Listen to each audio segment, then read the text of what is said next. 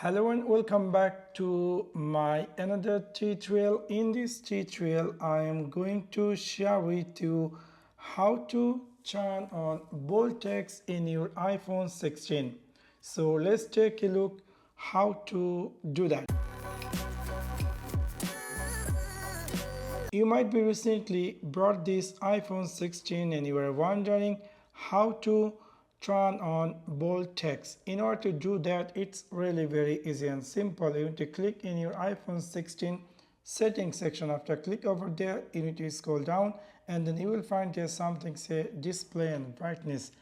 After click over display and brightness, we will find there's something say bold text. If I turn on immediately my phone, all the text is going to appear bold text.